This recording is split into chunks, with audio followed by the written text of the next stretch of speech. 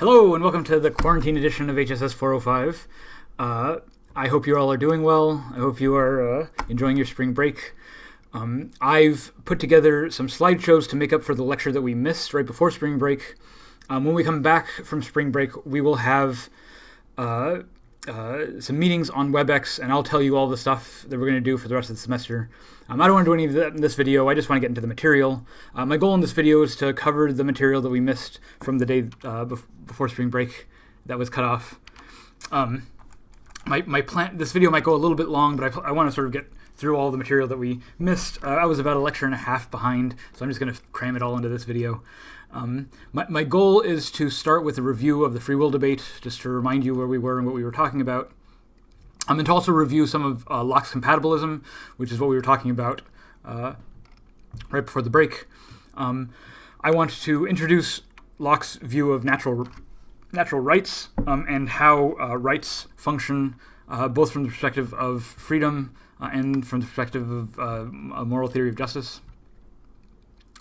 Once Locke's view is on the table, I want to contrast it with another compatibilist view, which is Frankfurt's view. Frankfurt's is a modern 20th century theory of freedom of the will. Frankfurt disagrees with Locke on some important issues, but Frankfurt's view is really an extension of Locke's project. And so I want to put Frankfurt on the table, not because I believe the view, but because I think it's an interesting introduction to how contemporary philosophers of mind, philosophers of action, think about freedom, think about the moral and physical dimensions of freedom. And then finally, I want to talk about complex systems theory and how it might weigh in on these debates over free will. Okay, so let me just jump into the lecture. I hope you enjoy it. Okay, here we go. So I'm actually going to jump ahead a little bit and get back into the free will debate. So just to remind you, remember, we're by the way, this is all, let me see. This is all in this lecture slide, Political Autonomy and Free Will.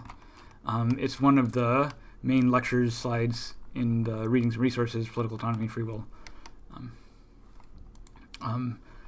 So let me get back into the slides. So remember, the whole setup of this is that the ancient Aristotelian view that has a nice connection between causal theory of how the universe works and a moral theory about what's good for us.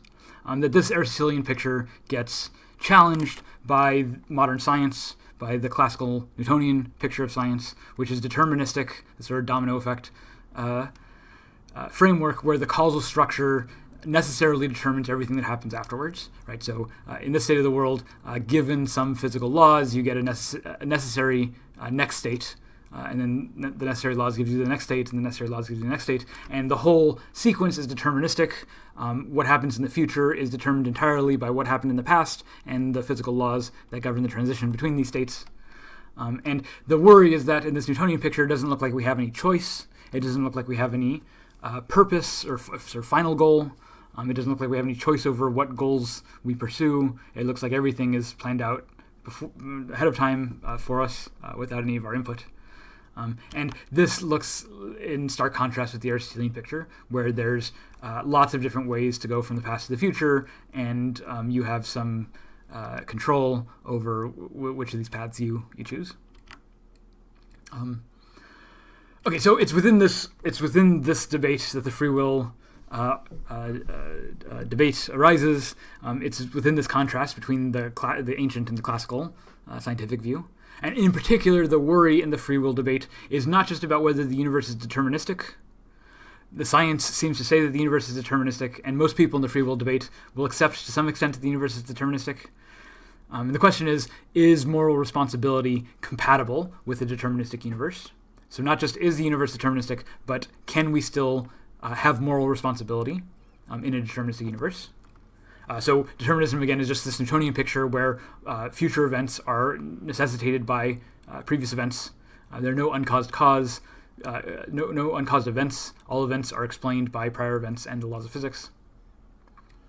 And in this deterministic universe, it seems like there's a challenge to moral responsibility, where what it means to be morally responsible is that you're the source of your actions and that you deserve certain things in light of your actions. You deserve credit or blame. You have some responsibility for those actions. If you're the source of the actions and you are responsible for the actions, the idea goes that you have to be free in selecting those actions. It has to be up to you. And it looks like if moral responsibility requires that your choices are up to you, and science says the universe is deterministic and determined entirely by physical laws, then it looks like these two claims are incompatible. And so the free will debate is, how do we reconcile these claims? There are two incompatibilist positions in the free will debate. One is the hard determinist, right? So the determinism is just what the science says, but the hard determinism takes the conclusions of science seriously and concludes that there is no moral responsibility. If causal determinism is true, then moral determinism must be false. Right? This is an incompatibilist view that determinism and responsibility can't both coexist. Right? So the libertarian has the exact opposite view as the compatibilist. As the hard determinist. The libertarian says that moral responsibility is true, so there cannot be causal determinism, that somehow the determinism is wrong, or the science describing determinism is wrong. Both hard determinism and libertarianism are incompatibilist views. They think that if one of these is true, the other can't be true. And the compatibilist views are the ones who want it both ways. They want to have their cake and eat it too. They want to say that yes, we're morally responsible for actions, and also that yes, the science is correct that the universe is morally deterministic, and the universe is causally deterministic, and causal determinism is in fact compatible with moral responsibility. So the compatibilists reject hard determinism, and they reject libertarianism, but they agree with causal determinism, and they agree with moral responsibility. So the compatibilists disagree with hard determinists on one side and disagree with libertarians on the other side. The compatibilists have their cake and eat it too. They get it both ways, and so it seems like that would be the ideal position if the compatibilists are right. The question is just, how can compatibilism be right? It seems like they have to argue against both sides of this debate, and so they have a sort of hard position to argue. So we went over the determinist views. We went over some libertarian views, Jean-Paul Sartre. And the compatibilist views are the ones that want it both ways. And the important thing for the compatibilists is that they want to argue that moral responsibility doesn't require rejecting determinism or rejecting science. So there's lots of different ways to do this. Sort of the easiest and cheapest way I suggested in class was Daniel Dennett's way. Is just to say that, look, the kinds of freedoms that we want, when we talk about freedom in the moral sense, the kinds of freedoms that we want, like freedom from slavery, freedom from torture, freedom from arbitrary control, freedom of speech, freedom of religion, this kind of thing, that these freedoms really have nothing to do with causal determinism in the sense that physicists talk about it, and that you can have each of these things in an entirely physically deterministic universe, that there's no contradiction, that these are talking about freedoms at entirely different levels, and that you can have a physically determined universe and still have as a moral claim that slavery is bad, that torture is bad. Like, maybe you can't build a world where there is no slavery. Maybe your capacity to build that world is limited by physics and all sorts of other things. But that doesn't mean that this can't be a moral claim that you're committed to, that you fight for, that you even die for, that you give your life for. The fact that we can put ideas, these sort of abstract ideas like freedom from slavery, ahead of our own life and well-being is part of what makes us free. It doesn't make us independent of the physical universe or somehow outside of the physical laws. It's just that these kinds of freedoms are operating at a very different level. So maybe these freedoms worth wanting are not incompatible with determinism. The problem is that libertarians want an even harder kind of where's my libertarian view? Libertarians want an even stronger kind of freedom, not just the freedom, not just the kinds of freedoms worth wanting, but more importantly, that the kind of freedoms we have undermine physical determinism, that they make our choices legitimately up to us and not simply up to the physical laws. Right. So Robert Kane in the book says that The reason we feel like we have free will is that we feel that our choices are up to us, that it's somehow up to us to act as we choose. And on a deterministic picture, it looks like our choices really aren't up to us. So maybe we can't have these freedoms that Dennett says are worth wanting in a deterministic universe. So the more rigorous or sort of more theoretically sophisticated versions of compatibilism are all attempts to describe ways of being free in a world that is nevertheless deterministic. The compatibilists are usually motivated by the moral dimensions of freedom. So the compatibilists usually agree with the science, but they're usually strongly motivated by the moral dimensions of freedom, and that there's certain aspects of freedom as a moral concept that are important to maintain, important to defend. Things like political justice, things like trials, the fact that we have a government operating by laws and the laws are supposed to be fair. All of this stuff is important to, can be very meaningful to us. It can be reasons why we act. And you might think that we need a conception of freedom, that we need to think about ourselves as acting freely in order for this sense of justice, blame and punishment, sense of moral justice to work, that certain people are responsible, should be held accountable for their actions, that certain things are right and wrong, and that certain people should do things that are right and not do things that are wrong. Right? If everything is deterministic, then it's hard to blame people for what they do because it wasn't really up to them in the first place. So if we want to blame people for actions, if we want to hold people accountable for what they do, it seems like we have to have some notion of freedom. The worry is that if our notion of freedom requires rejecting the physical sciences, then it becomes explanatorily difficult to explain. It just becomes difficult to explain what's going on. How is it that we can defy physics? How is it that we're causally isolated from the rest of the universe? What's explaining these sort of miraculous actions? Most people like the moral stuff, but they don't like the antagonism with science, and so the compatibilism tries to straddle these two potentially opposing concerns. So just to recall Locke's way of reconciling this difference, his way of getting the good moral parts of freedom without sacrificing the determinism of science, is that he puts freedom in terms of the ability to do otherwise, right? Where you have a desire and you act on your desires, and if your actions follow your desires, if in other words, if you do what you want, then you're free. If you do what you want, if you're acting the way that you want to act, then your actions are voluntary, then they're free. And the trick here is that if your desires were different, then your actions would also be different. This is what the ability to do otherwise is about. It's not just that you do what you want, but that if you wanted something different, then you would have been able to do something different. Right? When I wake up in the morning and I want a breakfast cereal, and the only cereal in the house is Captain Crunch, maybe I wake up in the morning and I want to eat Captain Crunch, and then I see that Captain Crunch is there, and then I eat it, and it looks like I was doing something that I wanted. But if I had wanted any other kind of cereal, and the only cereal in the house was Captain Crunch, and I'm under quarantine, so I can't go to the store and get more cereal, in this circumstance, if my desires were different, if I didn't want Captain Crunch, I wouldn't have any choice. My only cereal options are Captain Crunch, and so in some sense, my action wasn't free. So even if I do what I want, even if I wanted Captain Crunch and then eat Captain Crunch, I'm still not free, because if I had wanted something different, I couldn't have done something different, because that was my only option. So for Locke, it's important that your actions depend on your desires in the sense that you can do otherwise, in the sense that if your desires were different, your actions would also be different. And Locke's view, and this is the tricky part of Locke's view, is that Locke thinks that our actions are free. He thinks that we're free agents, that we act freely, but that our will is not free, because the will represents our desires, and Locke doesn't think that we choose our desires. Locke thinks that we choose our actions on the basis of our desires, right? Given what we want, we choose what to do. But we don't choose what to want. This is Locke's view. We don't choose what to want. We just have a bunch of wants of different strengths. Like we want some things, we want other things.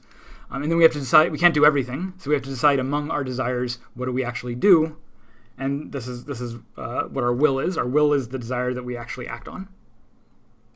And so we don't have freedom of the will. We don't get to choose what our desires are. But we do have freedom of action. We do we do have freedom of action when our actions follow our desires. So the prisoner in the cell might be doing what they want in some sense, but because they're a prisoner, they can't do otherwise, so they're not free. They're not free even if they're doing what they want. Like a prisoner who plays poker all day with other prisoners.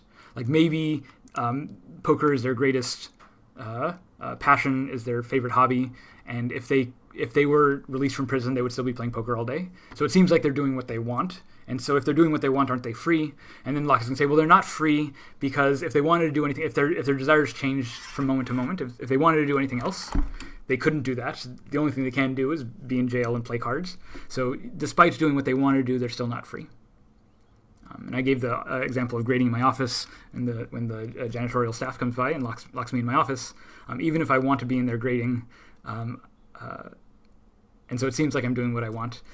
If my desires changed at all, if I wanted to leave the office to go to the bathroom, for instance, I couldn't do that because I'm locked in the office. So I'm not free even while I'm doing what I want. And this allows Locke to be a compatibilist, right? So you still get freedom, and freedom is a moral virtue. Like we ought to be free. We ought to do things in order to secure our freedom. While at the same time not having control of our desires, not having a free will. So on Locke's view, our desires are just sort of given to us by nature. Nature makes animals with certain desires. And this is a sort of image of how Locke is thinking of the world. This is BDI psychology, or beliefs, desires, intentions. Right? So the idea is that we have some beliefs about the world that are informed by our senses. Right? We look at the world and we see that it's raining, and so I form the belief it's raining. And then I have some desires, and these are just desires that I happen to have. Like, for instance, I have a desire not to get wet. I don't like getting wet. I didn't choose that desire. In fact, if I had a choice over my desires, maybe I would choose to enjoy being wet, because that would make it easier for me to enjoy the world, especially when it's raining. But on Locke's view, I don't choose my desires. I just have a desire to not get wet. And then when I notice that it's raining, these beliefs and desires interact through reason. What reason is about weighing my beliefs and desires in order to decide what to do. Right? So if I believe that it's raining and I don't want to get wet, then maybe I'll form the intention of carrying my umbrella. So the action that I actually perform is the actual physical act of carrying my umbrella. And the idea is that I perform that action intentionally, on the basis rationally. Right? It was because I have certain beliefs and desires, and I want to satisfy those beliefs and desires. So I do things in order to satisfy my desires. I don't want to get wet, so I carry an umbrella so I don't get wet. If my beliefs were different or my desires were different, my intentions would also be different. Right? If I didn't think it was raining, even if I don't want it to get wet, I wouldn't have to take an umbrella because it's not raining. If my desires change and I do want to get wet, if I'm going swimming or whatever, then I don't take an umbrella. Right? So what my beliefs are and what my desires are will change what my intentions are and will change how I act. And again, for Locke, I'm free as long as my desires actually lead to rational actions, if I do what I want. So where there's a compatibility between my desires and my actions. And I'm not free when my desires and my actions are disjoint in some way. They're sort of pulled apart, where there's things that I want but I'm not able to do. The prisoner who wants to go frolic in the fields, that might be a desire they have, and they might have good reasons for having that desire. They might even form intentions of satisfying that desire, but when they try to go outside the prison, the guards stop them, so they're not able to actually act on that desire. This is the belief, desire, intention model of psychology. Locke is maybe a primary example or primary proponent of this in the 1600s. But this is a pretty common, even today, way of thinking about how rational agency works. It's on the basis of beliefs and desires and intentions.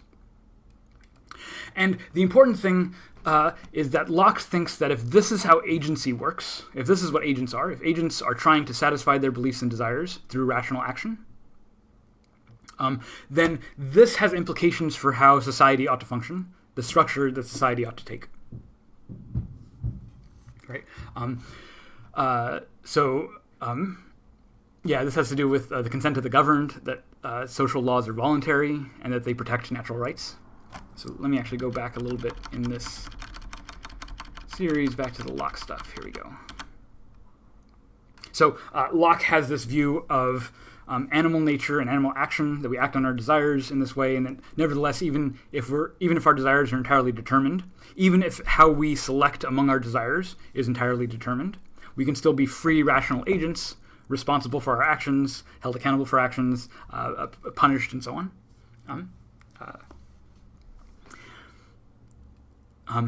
Actually, let me go. What makes my choices up to us, up to me? What makes my choices up to me is that they're based on my desire. That it depends on what my desires are, what I do. If it doesn't matter what my desires are, I'm still going to do the same thing, then I'm not free. But if my actions change on the basis of my desires, then I am free. And it doesn't matter if my desires themselves are determined. It doesn't matter if my reasoning process is determined, how I select among my desires for my actions. It also doesn't matter that my intent, that the sort of motor processes that take my mental intentions and turn them into physical actions, bodily actions, all of that stuff can be determined.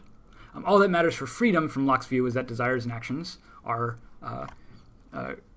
correlated in the right way, that your actions depend on your desires. Okay, going back to the beginning here. So this is Locke's view of the deterministic framework and how we can still have a theory of freedom, a moral theory of freedom, and political freedom, even within a deterministic framework. This is how Locke's a compatibilist. Now, I want to come back to the other Frankfurt's compatibilism in just a little bit, but I want to focus on two important concepts that Locke derives from this sort of picture, because it's important for thinking about rights, and it's going to be important for thinking about robot rights, especially when we get to that in the next unit.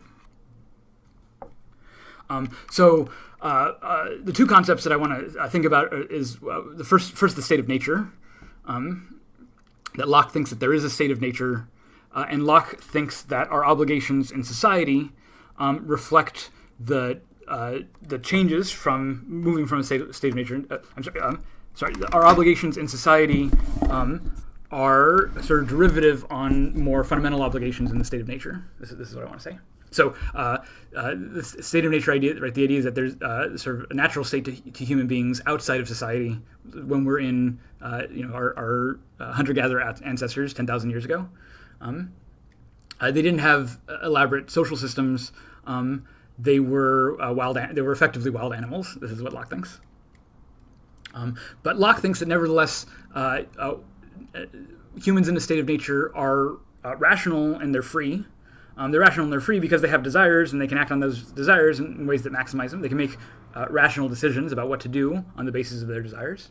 So even in a state of nature, Locke thinks that we're free and we're rational. The issue with the state of nature is not that we're irrational or not that we're unfree, but just that it's dangerous, that there's a lot of risks and challenges that make life really hard, makes life really difficult. And that on Locke's view, that we would prefer to escape the state of nature and live in society because in society we have lots of other people who can help us do all the work that we need to do. So this way, you don't have to do all the work for yourself. You can do some of the work, and then someone else can do other parts of the work, and then you can share resources, maybe trade with the market, or maybe just pool resources collectively and share. But either way, in a society, you have the help of other people. And this makes the challenge of nature a lot easier to manage. And so making it easier to manage all these challenges makes it seem rational to join society. The drawback is that in order to join society, you have to cooperate with all these other people, and they might want different things than you. They might have different desires or different tolerances than you do. And that means that not everything that you want to do can happen. Not everything that you want to do in nature can happen in society, right? So the easy example is walking around naked. In nature, I can walk around naked. There's no society to tell me otherwise. But if I live in society, there's other people who might not want to see me naked, and there might be laws about whether I can walk around naked. And so by joining society, I'm giving up my freedom. For instance, my freedom to walk around naked. That doesn't seem like a big loss, especially given all the other things that I get. But it's important for all the other things that I get from society, protection and so on, security. But it's important that there is some loss of freedom joining society. Sometimes that loss of freedom can be pretty dramatic. For instance, if I break a social law, they might put me in jail, and that's a huge restriction on my freedom. So why would I join society? Why would I give up these freedoms? Because Locke thinks that it's rational to join society, that on the basis of reason, we realize that we're better able to achieve most of our desires, we're better able to achieve our ends, especially for things like protecting our life, protecting our property, staying free, that we're better able to do this in a society with other people than we are by ourselves, in a state of nature. So Locke thinks that it's a rational decision to leave the state of nature and form a society, and that it's also rational to give up certain freedoms in order to secure the benefits that society offers. But important for Locke, this has to be a voluntary agreement. This is what he calls the consent of the governed. This is the social contract. And for Locke, the social contract has to be a voluntary contract. It has to be consented to voluntarily by citizens. So it's no good if a monarch or a dictator, someone with supreme political power, locks me up or tells me what to do. Then I'm not free at all. But I am free if I make a voluntary decision to join society and to trade certain freedoms for others that I consider more important. Maybe it's nice walking around naked, but I'd rather have things like street lights and sidewalks and a postal delivery service, and I can sacrifice certain freedoms for others. But what's important for Locke is that I make that choice. I make that as a voluntary choice. I decide rationally, right? So this isn't just that I get suckered into society, but that I make a deliberate agreement. I sign a contract. And for Locke, what that means is that the contract is only valid if everyone's playing their part, right? So if citizens are voluntarily acting in ways that are socially constructive, that they're participating in the democratic process in order to construct social society and so on. So the citizens have to do their part, but also the government has to do its part, right? If the government starts acting in ways that its citizens don't approve of, that they're not willing to consent to, then that government is also illegitimate. Then it's outstripped the consent of its people, and it no longer has legitimacy. So on Locke's view, it's rational for us to join society as long as society meets our needs, and it's also rational to revolt, to radically change society, to have a revolution, when society fails to meet those needs. And this is what Locke is talking about when he's talking about rights. So to say that, to talk about rights, especially things like the rights to life, liberty, and property, Locke doesn't, to say that something has rights is not really to say something about it. It's not like there's something inside me that tells me that I have rights. What rights are is what the social agreement is, what the social contract is, to protect. So Locke thinks that even when I'm in a state of nature, I still work to protect my life, liberty, and property. And so when I join society, I only join that society on the condition that society will also protect my life, liberty, and property. These are what Locke calls natural rights. These are rights that I have even in a state of nature. And by rights, I mean this is what I work to protect. And so if I join society, then society should also work to protect these rights. Life, liberty, and pursuit of happiness, life, liberty, and property. And when society fails to protect these rights, then they've failed their end of the social contract, and they deserve to be overthrown. So, so this is the social contract. It's a rational trade-off. We might distinguish between natural rights and civil rights, or even natural rights and human rights, where natural rights are these rights in a state of nature, right? These are the rights that you have even when there's no elaborate social contract around. These are the things that you deem are good to protect. You protect your life, you protect your liberty, and you protect your property, even in a state of nature. The civil rights are the rights that we decide to protect within society. So these aren't just the rights that you have sort of naturally as a human being. These are the rights that you have in virtue of being a member of society. So, for instance, protection from discrimination, protection from arbitrary treatment, from unlawful detainment, protection against search and seizure, protection of freedom of speech. These kinds of rights are civil rights.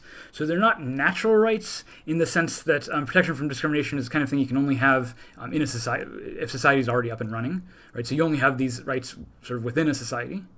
But the idea is that for society to function, for it to be a voluntary contract that you enter into society, for it to be a situation of the consent of the governed, that the government or the society commits itself to protecting certain rights and freedoms, like the civil rights, right? So freedom of speech, the idea again is it's not that there's something inside you that gives you a right to free speech, but rather something about society, that we construct a society where we value freedom of speech and that we think it's important to protect the freedom of speech. Now that doesn't always happen. People are censored and people's rights to free speech are taken away regularly. And when we say that we have a right to free speech, we're not saying that those rights can never be taken away, but we're saying that it matters to us when they're taken away. It matters to us that people have this freedom. It matters to us that this freedom gets taken away.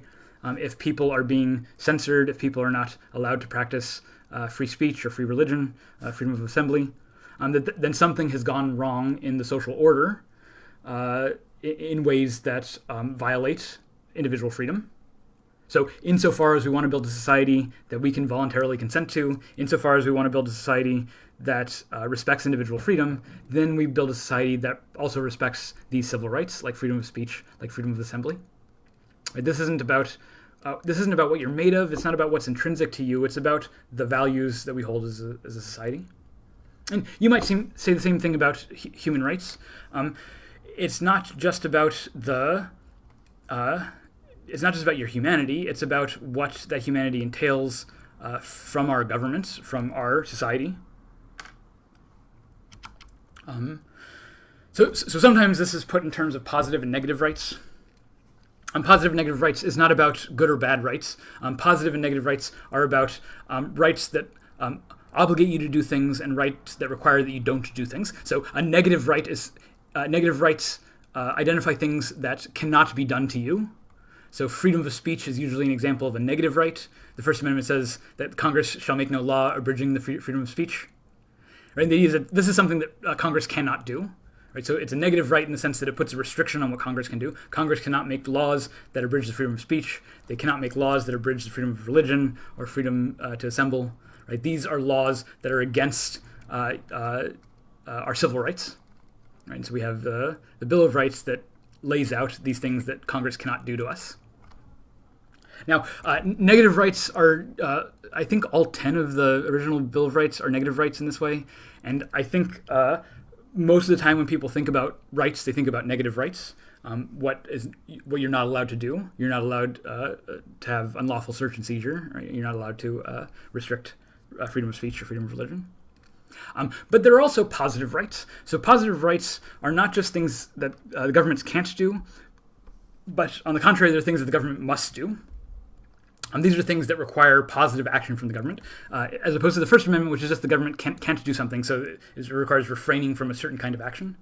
Positive rights require the government to do something positive that might itself entail costs. It might entail other kinds of powers. So, for instance, in the Universal Declaration of Human Rights, the UDHR has both negative and positive rights.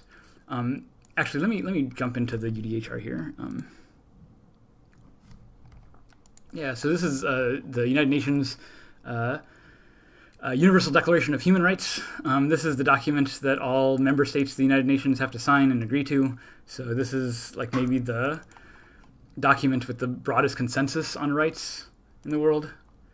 And there's a bunch of these rights. There's something like 30 rights outlined in this declaration. Let me actually just read the preamble because it's sort of useful. Let me see.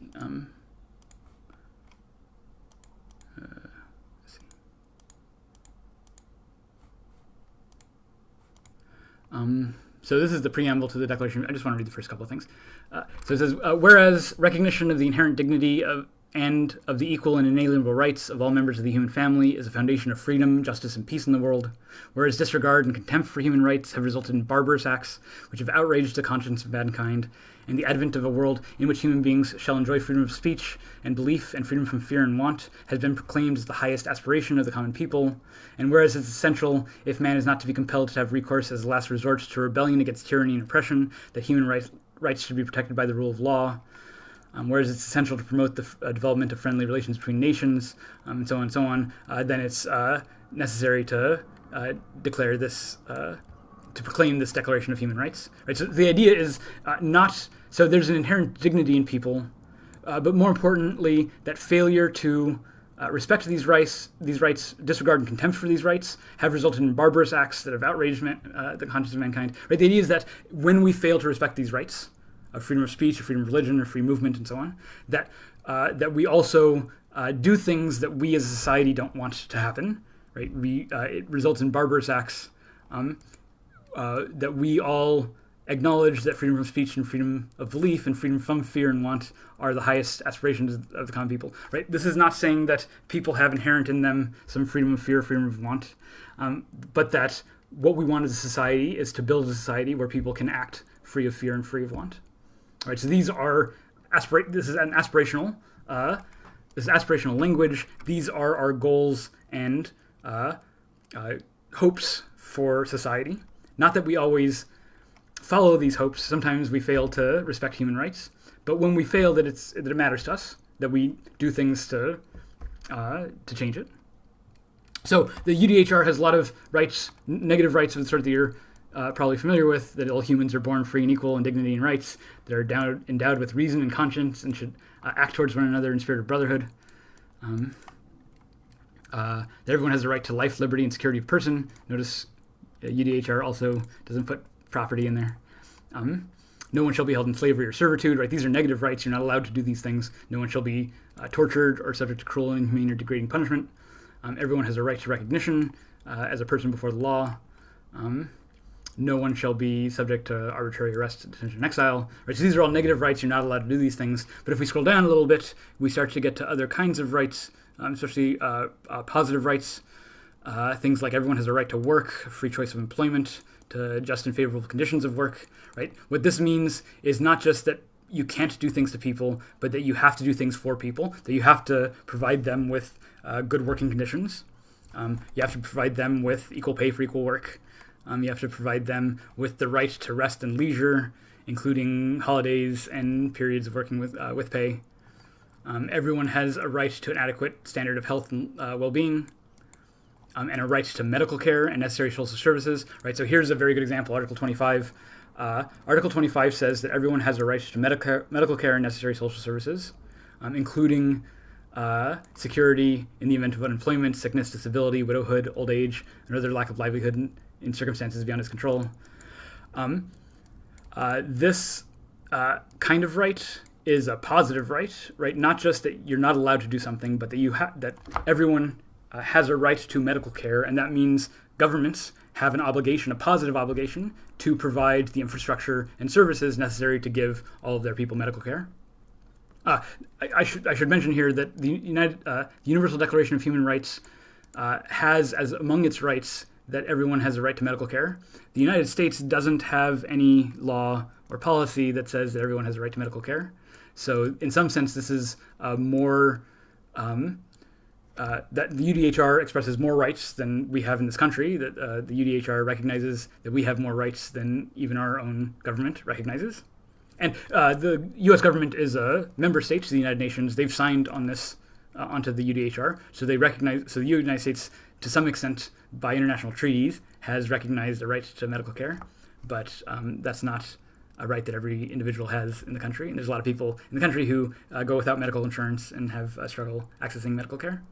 So maybe this is a right that the United States is not doing a very good job at meeting, and maybe the fact that we can't take care of everyone's medical needs is a sign that there's something wrong about our system of government, that our government is failing to meet its end of the social contract.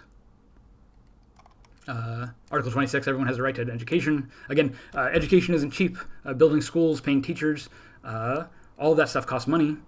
And what Article 26 is saying is that for society to function in ways that respects everyone's rights, it also has to do things to build an educational system to make sure that people have access to education. And that means putting in the social resources to secure that right. Yeah, so let me come back to our...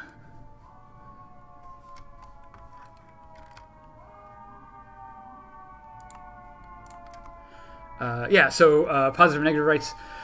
So these are the things that Locke is thinking about when he's thinking about what it means to be free and what the social contract demands, not just of citizens, but also of the government.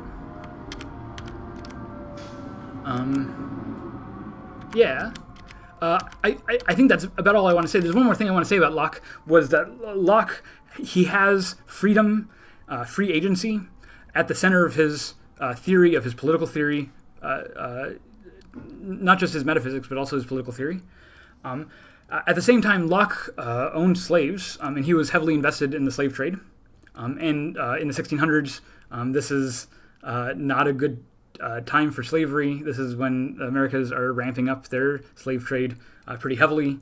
And the African slave trade is really brutal, and Locke knows about the brutality of the slave trade. He's not ignorant of these things, and yet he still advocates for a certain kind of slavery. So Locke doesn't think that all slavery is okay. He distinguishes between legitimate and illegitimate slavery. He thinks that illegitimate slavery is slavery where people's freedom is taken away without just cause, without good reason. But there are some kinds of legitimate slavery, Locke thinks.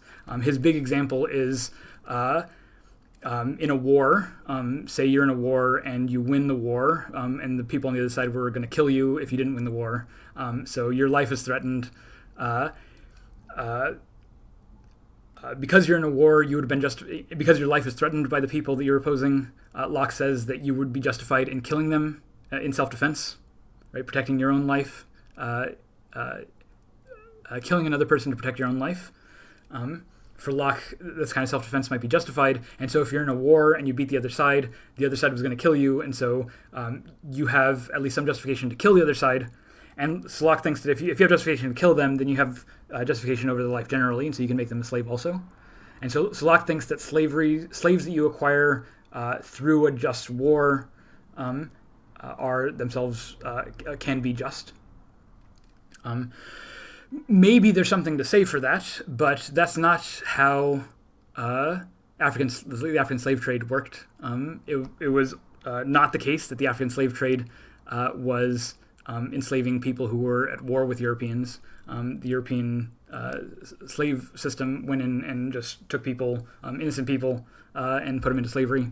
And not only did it take the innocent people and put them into slavery, but it also took their kids and offspring for generations, for hundreds of years. Maybe you can justify holding a prisoner of war as a servant, but to hold their kids and then their kids and their kids for generations seems pretty wildly out of step with Locke's emphasis on autonomy and freedom. So what do we say about this? I want to also mention one more time that Locke was an incredible influence on the framers of the U.S. Constitution. The U.S. The founders of the United States were looking to Locke for political and legal and ethical guidance, and his understanding of freedom and his justification for slavery was an influence in how the United States gets set up, how slavery is justified in the founding document, even when the Constitution says that all men are created equal and endowed by their Creator with inalienable rights. Wait, is that the Constitution or is that the Declaration of Independence?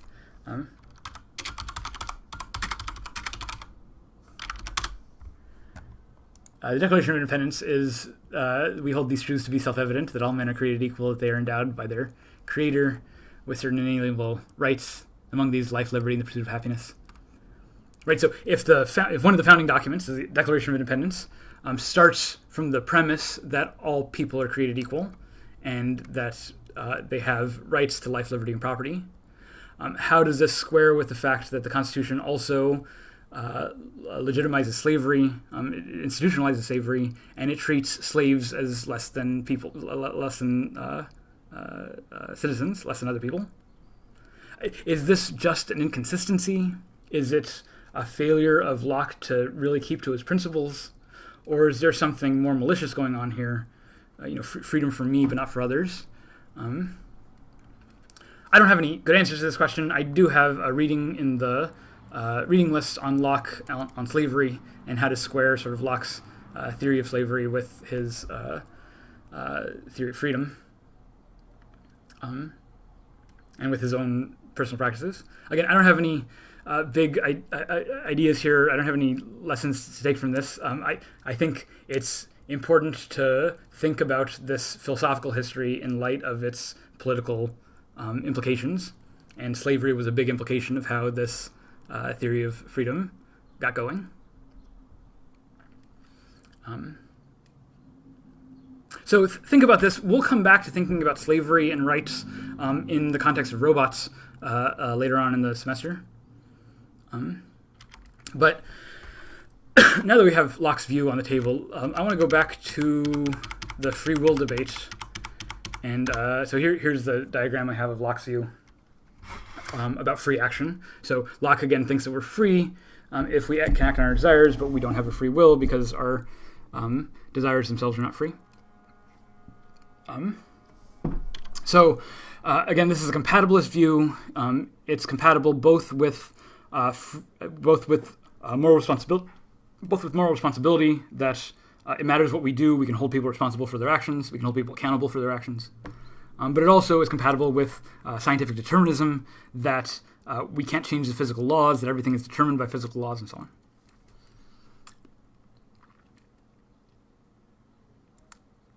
Okay, what I want to do now is contrast Locke's view with Frankfurt's view. So Frankfurt is also a compatibilist. Frankfurt also wants to say that determinism is true, and at the same time, moral responsibility is true, that we can be morally responsible even in a deterministic universe. Moreover, Frankfurt's the setup for Frankfurt's for the way that Frankfurt addresses these cases is very much like Locke's view, where we have some desires, and the issue is over whether the desires are freely chosen. In other words, do we have a free will? Remember, Locke says that I have certain desires, and if my actions follow my desires, then I'm free. And what Frankfurt says against Locke, so Locke says I can't choose my desires, and what Frankfurt wants to argue is that no, I can choose my desires, and in fact there's an important feature about the way that I desire certain things about my desires. So these are what Frankfurt calls second-order desires. So he makes a distinction between first-order desires, which are just things that you want, like things that you want in the world. I want cake, I want a job, I want to go home, right? So there are things that you want, and these are your desires, and some of your desires are stronger than others. You can have desires that conflict with each other, like I want to go to the movie, but then maybe I don't want to go to the movie, or I want to eat pizza for dinner, but maybe I don't want to eat pizza. Right? So I can have conflicting desires, but the idea is that one of my desires is strongest, and the strongest desire I have is the thing that I act on. So my will is my strongest desire. But Frankfurt also says not only do we have these first-order desires, but we also have second-order desires. I actually have a better diagram. So this is kind of a wild diagram. I'm sorry if it's a little bit confusing, but so the basic structure of Frankfurt's view down here in the corner is the exact same as Locke's view, right? You have beliefs, you have desires. This big box on the top is desires, and then your beliefs and desires factor into your reasons, which form your intentions and your actions, and you act in the world. So the basic structure of Frankfurt's view is the same as Locke's view. The way Frankfurt's view differs from Locke's view is just in the structure of the desires. Frankfurt thinks first that I can choose my views, I can choose my desires, and that the structure of my desires matters for my freedom. So Frankfurt still thinks that we have these first-order desires, just like Locke thinks that we want certain things. I want cake, I want a job, I want to be healthy, and that I have one of these is the strongest desire of the bunch, and it's the strongest desire that I actually act on. So my will is my strongest desire. So I have these desires as they're ranked, and I have a big long list of them. And maybe moment to moment the ranking changes. What desire is strongest changes. And I act on whatever my strongest desire is. So Frankfurt, like Locke, thinks that this is how humans behave. This is how all animals behave. In fact, all animals, right? My cat sometimes wants to eat and sometimes wants to go to the bathroom and sometimes wants to play with its toys. And those desires go up and down in terms of how strong they are, and whatever the strongest desire is at any one moment is what my cat does. Right? So it eats until it no longer desires to eat and has some other desire that takes over. So this is how all animals act on their desires, Frankfurt thinks. So Frankfurt wants to distinguish first between desires of the first and second order. So there's the things that I want, and then desires of the second order is just desires about desires. So what I want to want. In other words, that instead of having something in the world as my desire, like cake or a job, in my second order desires, what I want is something about my wants. And the way that I think about this is my different second order desires are about different ways of ranking my wants. Right? So imagine I have a big collection of wants, and there's different ways I can prioritize those wants. And I can have lots of different ways of prioritizing. And my second order desires are my desire to pick among these priority lists. So here's one listing of my desires with a ranking. And here's a different list of desires with a different ranking. In particular, the first two are swapped around. And so the idea is that my second order desires are desires for my desire list to look like this versus this, versus that. Right? The idea is that my second order desires are not just about what I want in the world, but they're about what I want my desires to be. Right, so say my strongest desire right now is to eat cake. But even though my strongest desire is to eat cake, but I need to finish this video, and I got a bunch of other grading to do, and I have a bunch of work to do, and all of this thinking about cake really distracts me from my work. So I want cake. I also want to do my work, but as a second order desire, I wish that my desire to do my work were stronger than my desire to eat cake. Right? So I want cake. I want to do my work, but I also have the second order desire about the relationship between these desires. And my second order desire is that I really wish I wanted to work more than I wanted cake. Because my desire to want cake, it makes me eat unhealthy foods. It distracts me from my work. There's all sorts of things wrong with it. But I also really want cake. Like, cake tastes good, so I want to eat cake. So I'm sort of conflicted about wanting cake and not wanting cake. I also want to do work, and I know it's important, and all my students depend on me, and it's what I get paid for. So there's all these reasons to do my grading work, but it's also boring, and there's a bunch of other things I want to do, and so I also struggle with which of these. Do I want to do my work, or do I not want to do my work? So I have struggles about eating cake. I have struggles about doing work, and then I also have this second order desire that I wish that these struggles would settle in the following way. I wish that my desire to do work were the strongest, and that when push comes to shove, I default to doing work, and that my desire to eat cake. I don't mind that I have the desire to eat cake, but I wish that desire was a little less strong so that my desire to do work would not get distracted.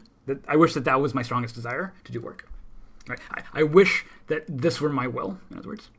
I'm wishing that my desires take a certain order. So this isn't just desires for things. This is desires about my desires. And what Frankfurt says is that having these kinds of second-order desires, and in particular having second-order volitions, so not just that I have a ranking among my desires, but that I wish that certain desires were effective in action. A volition is the desire that's effective in action. It's the desire that I actually act on. And so a second-order volition is the wish that I had a certain will, and that second-order. So my second-order desire is that I wish that I had a certain will, and if that wish in the second order is actually effective in action, in the sense that I actually do the thing that I want to do in the second order, then I'm free. So let me say this one more time. So Frankfurt thinks that it's really important that we have not just second-order desires, but second-order volitions, that there's things that we wish were our will, were our strongest desire. Frankfurt thinks that having second-order volitions is what makes us persons. Not just that it makes us humans, human in the sense of genetically human Homo sapiens. We're obviously Homo sapiens. But Frankfurt thinks that there's a special category, a moral category of personhood that's different from just being a Homo sapien. For instance, children are Homo sapien.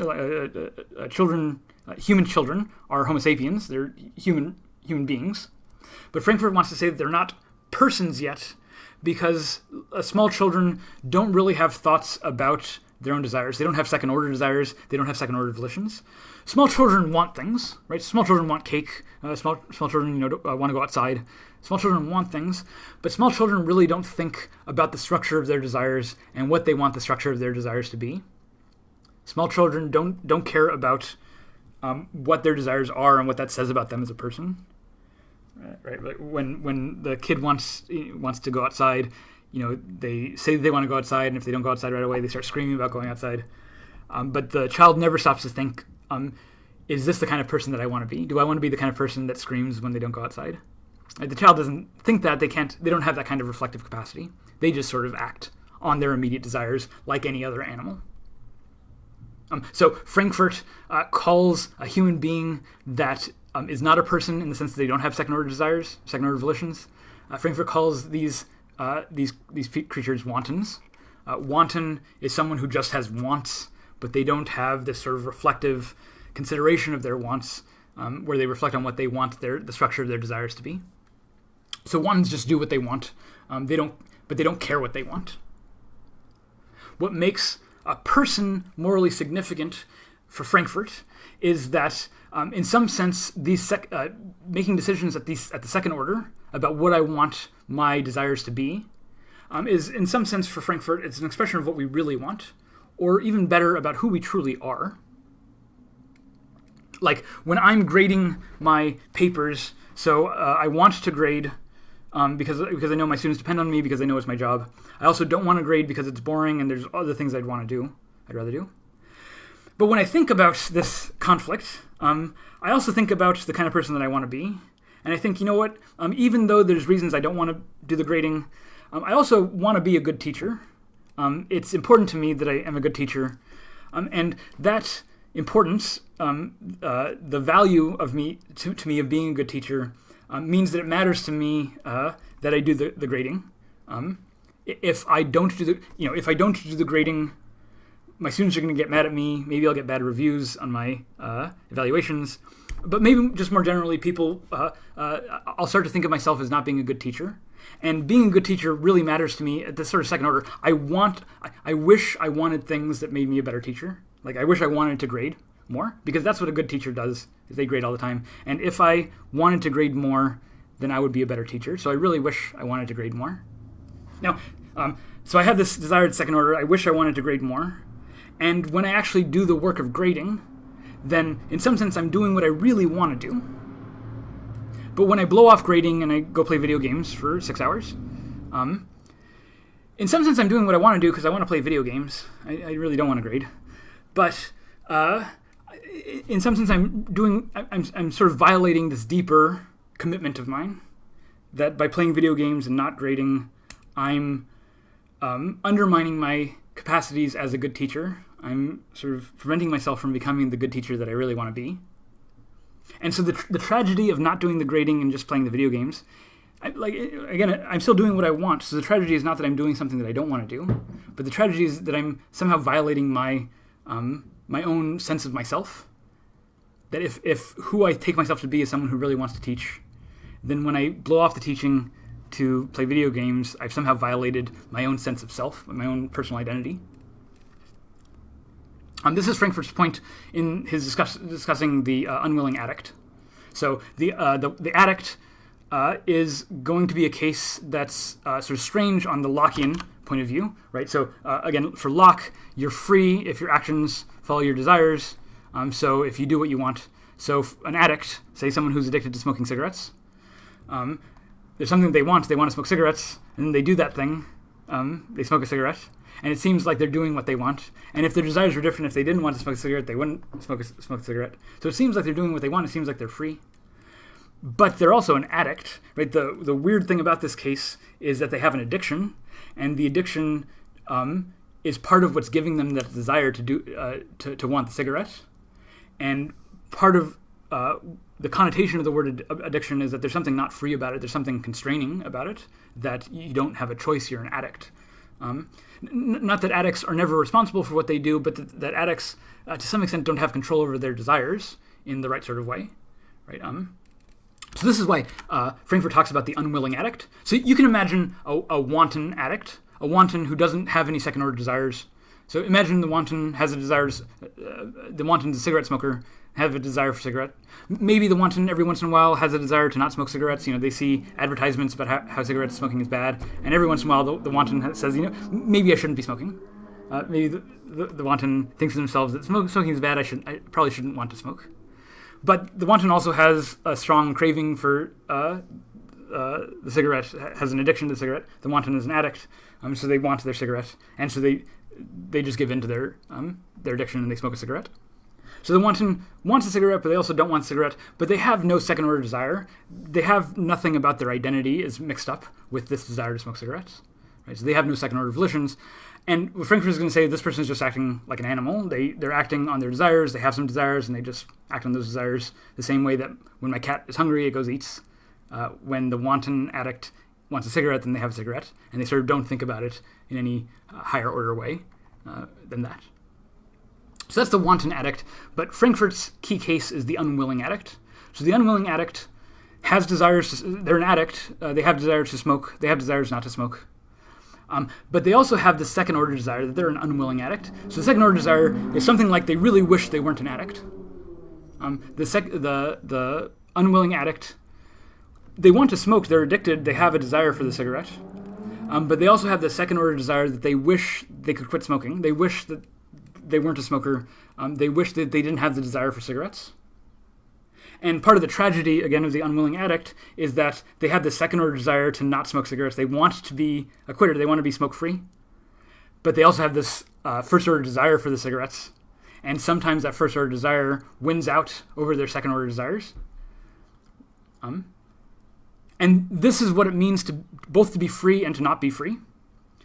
The unwilling addict is free when their second-order desire is actually a second-order volition and is effective in their action, right? So the unwilling addict is trying to decide between ordering their desires in this first way, where smoking is their strongest desire and is what they end up doing as part of their will, or in the second way, where not smoking is their strongest desire and they don't smoke as their will. Right? So the volition, the second-order desire of the unwilling addict is that I don't want to smoke as my strongest desire, is that this stack of desires represents the order of their desires. The unwilling addict wants these desires rather than these desires.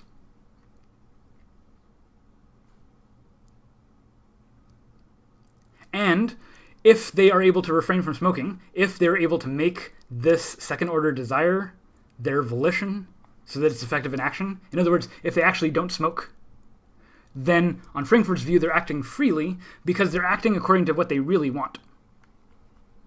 They're acting according to their sort of deep sense of their own sense of self, their own self-identity. And the tragedy is where the unwilling addict has this as their desire, that they don't want to smoke as their second-order desire, but it's not effective in action, and they end up smoking.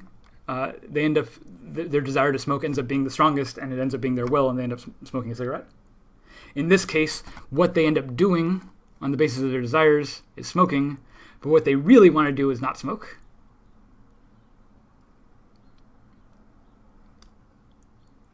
And in this case, Frankfurt's going to say, this is going to be the case where the unwilling addict is not acting freely. The unwilling addict would be acting freely if they did what they really wanted to do as their second-order volition. Right? If their second-order desire was to not smoke, and that became their second-order volition and was actually what they did, then they would be acting freely because their actions correspond to what they really want at the second-order desire level. But if what the unwilling addict ends up doing is smoking, despite having this second-order desire not to smoke, then there's this mismatch between what they do and the second-order desire, and so they're not free. Right? Despite their second-order desire, despite what they really want, despite really wanting to not smoke, they end up smoking anyway because of their addiction, And this is the case where their addiction sort of takes over for them and violates their own sense of themselves, right? Sort of inside, the unwilling addict thinks of themselves as they want to be a non-smoker, but they end up smoking anyway because they have this strong first-order desire. And what makes this action not free is precisely because there's this mismatch between their strong first-order desire and what their second-order desires are, that they're not able to make their second-order desires into a volition. And so there's this mismatch between what they do and who they think they are, or what their sense of their self is, what their own personal identity is. And that's where freedom matters. Freedom matters where you have a sense of self, and that doesn't correspond to what you do. You're not free in those cases. And on this model, a young child is not a person either. They don't have second-order volitions. So in some sense, a young child is not free. And that's even the case when young children can do what they want. They have desires, they act on their desires, but they're not free because they don't have second-order desires that tell them what they really want, who they really are. They don't. What the young child is missing, it's not a capacity to desire. It's a capacity. It's a sense of self. It's a sense of their own identity. A young child hasn't grown enough to develop a sense of identity that they can violate, so they can sort of make arbitrary actions, and there's no coherent identity behind that that gets violated. As the child gets older, obviously that identity comes online, and people become adults, and they have to be responsible for their actions, not just their actions, but they have to be responsible for their own selves, for their own identities. And that's where you become a person. So on Frankfurt's view, dogs and cats, young children, maybe people with severe mental handicaps, are not persons in the sense that they can't reason about second-order desires. They just don't have second-order desire. But to be a person, and therefore to be free or unfree, you have to have a second-order volition. People are free if they act according to their second-order volitions. If their second-order desires are volitions, they're effective in action. And people are not free if they have a second-order desire, but their actions don't correspond to their second-order desires, that their will is different from their second-order desires, or that their second-order desires are never become volitions.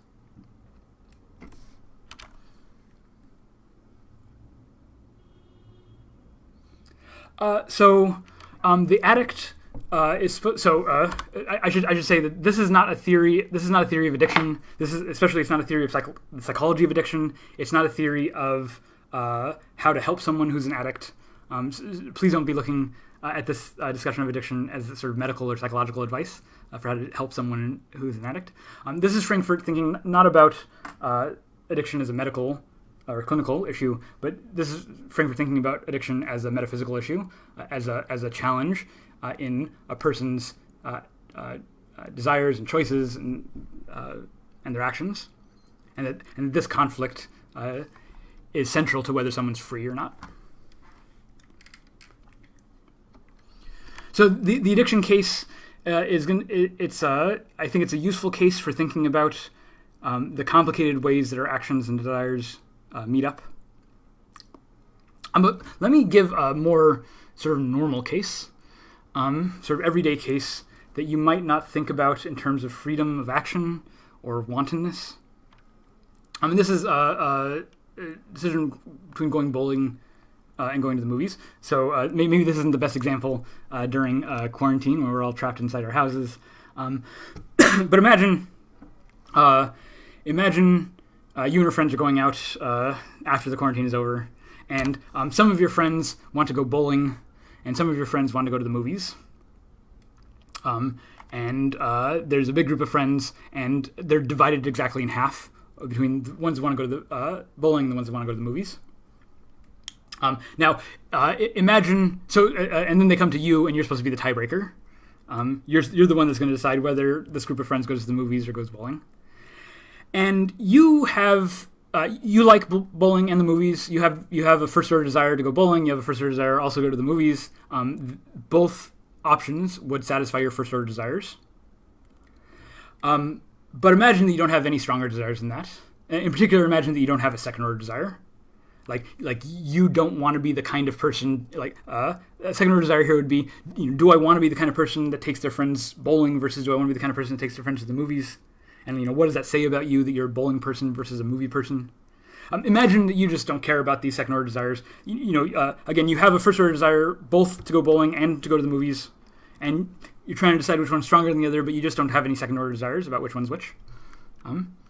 It doesn't really matter to your identity at all. It's not a big deal to you.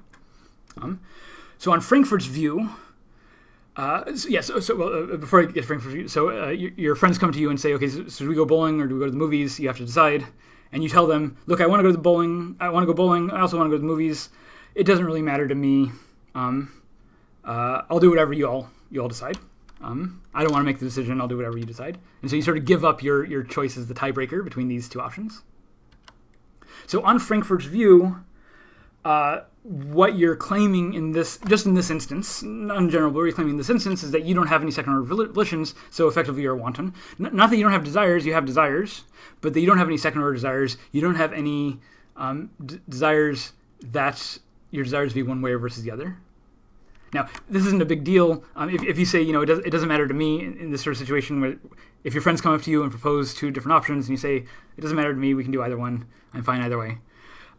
Usually someone who's saying that is trying to be helpful, is trying to not be divisive, is expressing a very open and inclusive opinion. It's not making a strong opinion one way or the other. And usually when someone does this kind of thing, it's to help cooperate with everyone, to make sure that everyone gets what they want, to make sure that the group gets along well. But on Frankfurt's view, the person who says that it doesn't matter to me which one we do is being a wanton.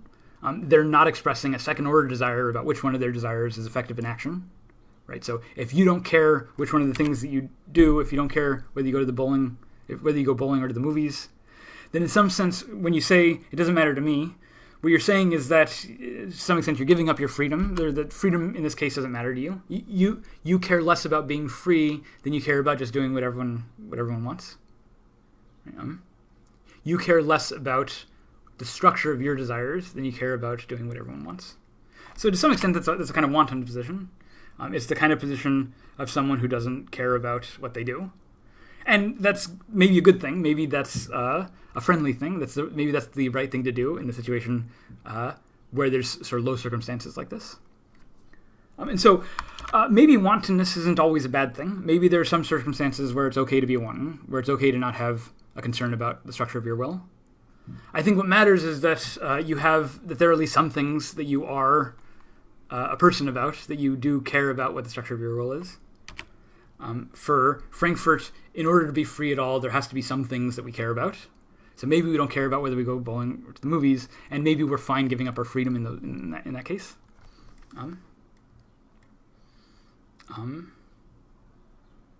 Okay. So that's Frankfurt's view. Okay. So last thing, I want to give a couple of objections to the BDI psychology, reasons for finding it unsatisfying, and then trying to suggest a complex systems theory alternative to BDI psychology. So just to begin with, just some reasons to be unhappy with the kind of BDI psychology, both in Frankfurt and in Locke. I guess I should say one more time, I don't think Frankfurt's view is right here, but I think it helps to understand how philosophers are thinking about rationality and about the relationship between beliefs, desires, and intentions. This is a very sort of theoretically sophisticated model. You have these sort of tiers of desires, different levels of desires, and how that all interacts with each other. But this is a good example of the kind of way that philosophers think about this stuff, even today. It's a more sophisticated version of the Lockean model. And for Frankfurt, all the interesting stuff is happening here in the structure of our desires. But you might think that this general setup is unsatisfying. For instance, the BDI psychology framework assumes that humans act rationally, and that humans draw rational inferences from their beliefs and desires in order to form intentions. I mean, maybe that's just not true. Maybe people form beliefs and desires and intentions that are not really rational at all, or that are systematically biased in certain ways that undermine their rational influence. Maybe all of this assumption that what human beings are doing is reasoning about beliefs and desires is overplaying the rational capacities of human beings. Another objection along the same lines is that the assumption of these models is that rationality operates on something like propositions, on something like sentences. So here, all of the desires I have are expressed in terms of sentences. I want cake. I want a job. BDI psychology of this form, belief, desire, intention psychology, is sometimes also called propositional attitude psychology, where the issue is about these different propositions. A proposition is just a fancy philosopher term for sentences. So the idea is that our beliefs are expressed in terms of sentences, our desires are also expressed in terms of sentences, and maybe our intentions also are expressed in terms of sentences, and that the way that rationality operates is about establishing logical relationships between these sentences. In the 20th century, philosophers took this propositional idea seriously, and they thought that you can even program computers to make these kinds of rational inferences between propositions in order to be rational.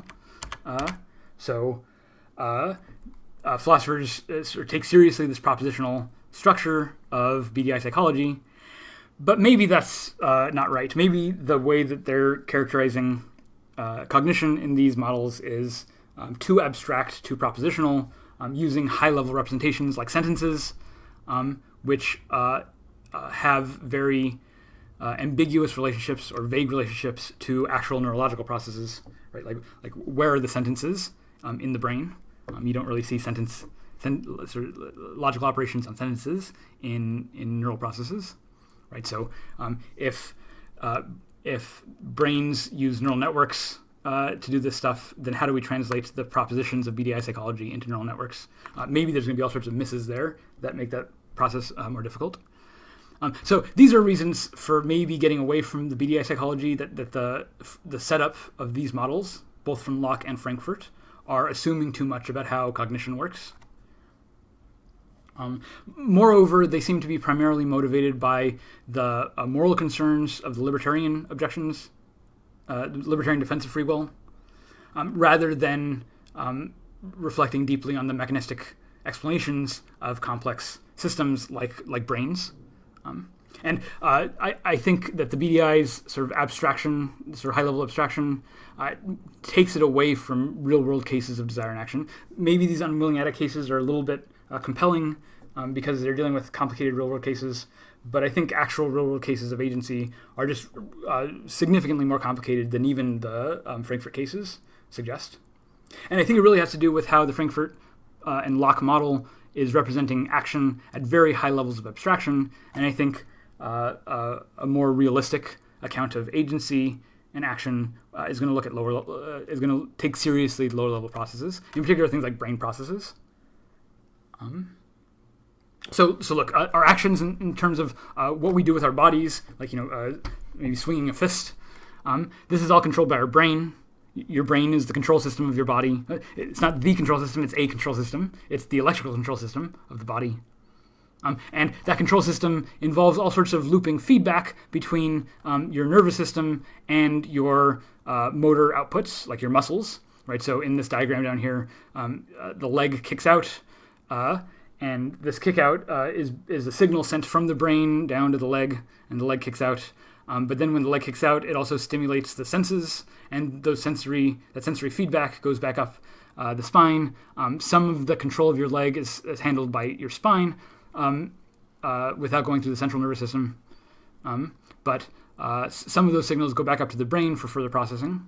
And in fact, these input-output signals can be traced directly to the neocortex here. So this is the primary sensory motor cortex. So up here on this side, this is all the neocortex, but on this side, this is the motor cortex that controls your movements. And on the other side of this gyrus is the sensory cortex, which senses from input. So this is basically the input stream and the output stream, where input here is sensory input and output is motor output. So you act out in the world. And the idea is that the structure of action, the structure of agency, reflects not just the structure of the will or the structure of your desires expressed at this very high level of abstraction, But in fact, the structure of agency, the behavior that you express as an agent, or you demonstrate as an agent, is not just a product of these high-level abstract cognitive processes like propositional desires, but that they're, in fact, an expression of the entire organized complexity of a system. So complexity in terms of anatomical complexity, how your nerves hook into your muscles, hook into your spine, but also in terms of cognitive complexity, that the way that different regions of your brain process different kinds of inputs, communicate with other regions of the brain. Right? All of these things matter to the kind of agent and the kind of operations that you perform. Right? So the idea here is to argue for compatibilism in a sense, but it's compatibilism that results from organizational complexity, that results from the kinds of organized dynamics that you find in complex adaptive systems. So remember, the alternative to the Newtonian and the Aristotelian picture that I'm suggesting is this systems theoretic picture, where you have different mechanical processes that all interact in various ways, in various interdependent ways, with feedback loops and so on, and that these organized processes give rise to higher order phenomena, like being alive, being conscious, and that you can explain these phenomena in terms of the mechanistic operation of the component parts. And this isn't entirely a moral conversation, but there is a conversation here about control and freedom. And we can start thinking about what the moral dimensions of freedom are on the basis of this kind of organizational control. So this is control theory, or sometimes called cybernetics. In fact, I should probably put cybernetics as the header here. But cybernetics, it doesn't have to do with being alive. It doesn't have to do with the kind of machine you are. It really just has to do with how control structures and certain mechanical systems are integrated with each other. So a very simple kind of control system that we're all familiar with is a thermostat. So the thermostat is a sensor in your home. You might set the sensor to keep the temperature in your home at, say, 72 degrees. So you set the thermostat to 72 degrees. The thermostat senses the ambient temperature. If it's too hot, then you turn on the air conditioner and cool things down. If it's too cold, then you turn on the heater and heat things up. Right? And so depending on what you sense from the ambient environment and what you set your comparator to, you can control the temperature with these other mechanical components. You have to have an AC unit, you have to have a heater, and you switch between them in order to adjust the temperature. And then as that temperature gets adjusted, it also has an impact on the sensors. So your thermometer goes up and down, and that has an influence on the comparator and which one of these turns on and so on. So this is a little feedback loop that controls the temperature. So control here is a direct, reliable influence on how some parameter of a system changes. In this case, the thermometer is controlling the temperature. So it's not right to say that the thermometer is free, or free in general sense. What we want to say is that the thermometer has a certain kind of control, and the thing that it controls is the temperature. It can make the temperature go up and down, the ambient temperature in the room. It can make the ambient temperature in the room go up and down, depending on what it senses and whether it turns on the AC or the heater. Right, so the thermostat feedback loop system here has control over one parameter. It has control over the temperature. It can make the temperature go up. It can make the temperature go down, depending on what we set that sensor to, or what we set the comparator to. And having control over some parameter is what, in this kind of systems theory, we would call a degree of freedom. So the thermostat is free with respect to temperature in the sense that it has control over the temperature, in the sense that it can move the temperature up and down as it wants. And moving the temperature up and down is a degree of freedom. So the thermostat is free along one dimension. It's free along the dimension of temperature. It can adjust temperature up and down. There's all sorts of other dimensions where we might want to be free, but where the thermostat is not free. So, for instance, the thermostat doesn't control the ambient temperature outside of the room. Say I'm controlling the temperature of a house. The time of day is going to affect the outside temperature, whether the sun's out, whether it's noon or early morning or late at night. Right? And this thermostat doesn't have any control over the ambient temperature. But depending on how good the insulation is in the home, that ambient temperature can have a huge impact on whether the temperature goes up and down. Right. So as it, around noon outside, the sun is up. It's at its highest point. The outside temperature is going to be at its highest, and that's going to have an influence on the temperature inside this room. The temperature inside this room is also going to go up, which means that maybe this thermostat is going to have to turn on the AC more often in order to keep temperature within the desired range. So to say that the feedback mechanism here has control over the temperature, it doesn't mean that it has absolute control. It doesn't mean that there's other things that also... It doesn't mean that there's not other things that also have control, right? So the sun also has some control over the ambient temperature. I can do things to limit that control. If I have really good insulation all around my house, then the change of the sun in the sky is not going to change the inside temperature of the house as much. It's going to have less of an influence. And so then maybe the thermostat is having more of an influence over how the temperature changes. But there can be lots of different things that have control over the same parameter.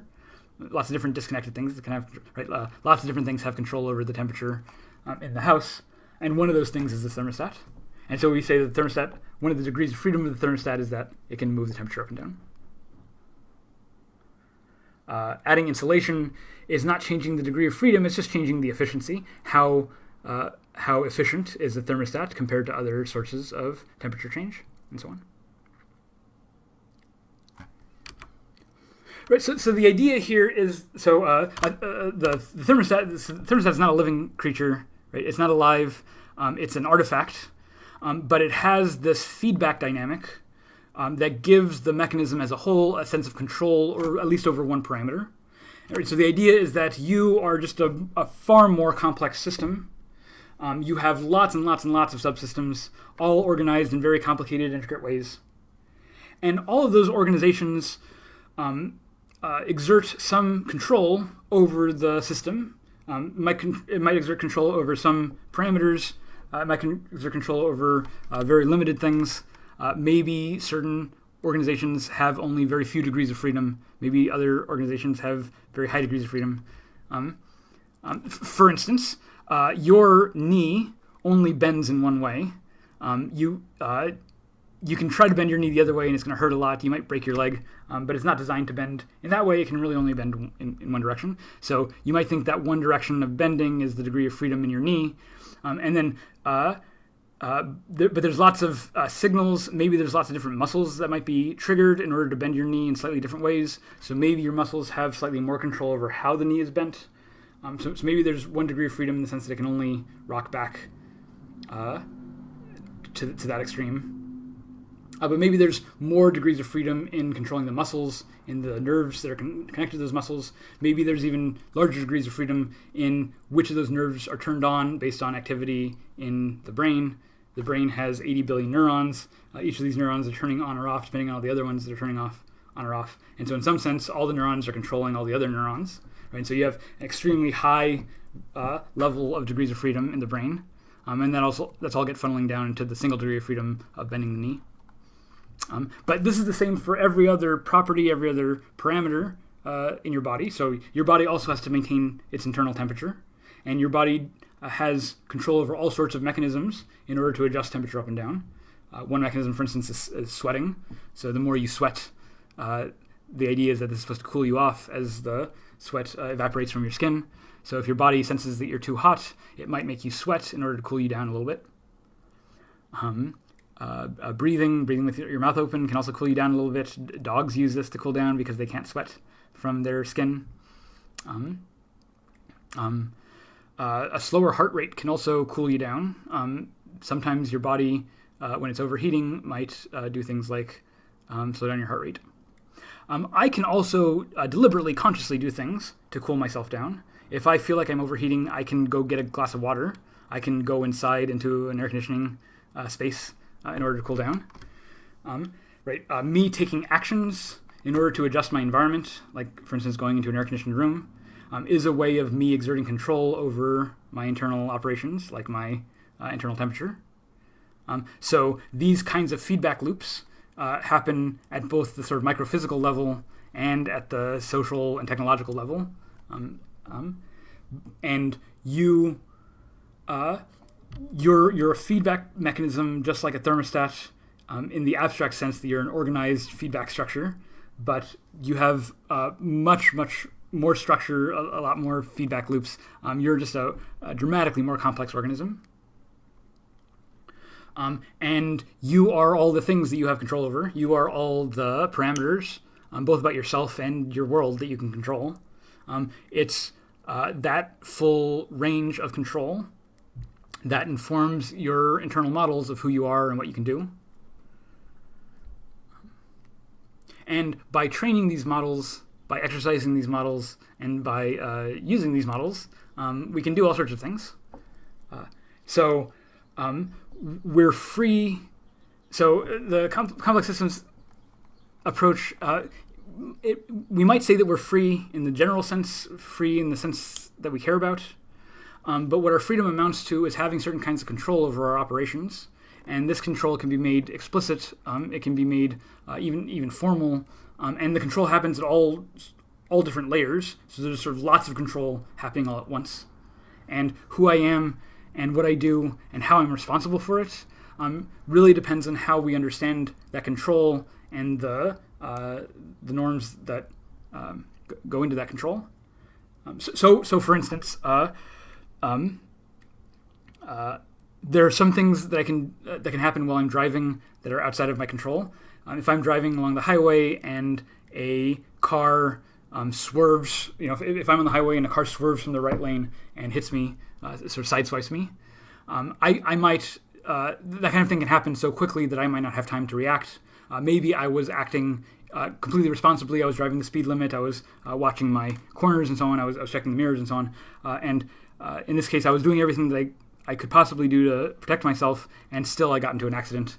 And to some extent, maybe that accident was beyond my control. Contrast with, for instance, I'm on the highway and I'm on my phone also. I'm driving, but I'm also looking at my phone. And as a result of looking at my phone, I'm not paying attention to what's going on around me, and I get into a crash.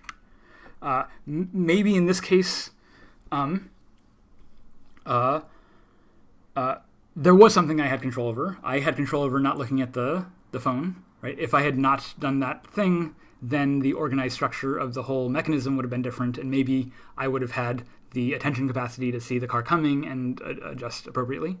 Right? So when we're talking about freedom of control in a complex system, that doesn't mean that it's always obvious what situations you have control and which ones you don't. It might be a very difficult thing to determine what the control is, how much that control matters to what you actually ended up doing, and so on. Right, a more elaborate understanding, for instance, of how addiction works in the brain, how things like nicotine withdrawal give rise to certain kinds of actions, maybe would help us have a better sense over what kinds of things the addict really does have a control over and what kinds of things they don't, and then how to hold them responsible in these different circumstances. Okay, so I don't think that solves all the problems. You might not be happy with that that way of talking about freedom of will. Let me come back here. But hopefully that gives you some sense of free will in complexity theory, and what that looks like, and how that differs from freedom of the will in a Newtonian framework, the sort of deterministic framework, versus the Aristotelian teleological framework. I want to have debates over all of these positions when we get back to class, but I've been talking for about an hour and a half now, and I think that's plenty of time. If you have any questions, let me know. I'm looking forward to talking about you with all this in class. Okay, thank you. Bye.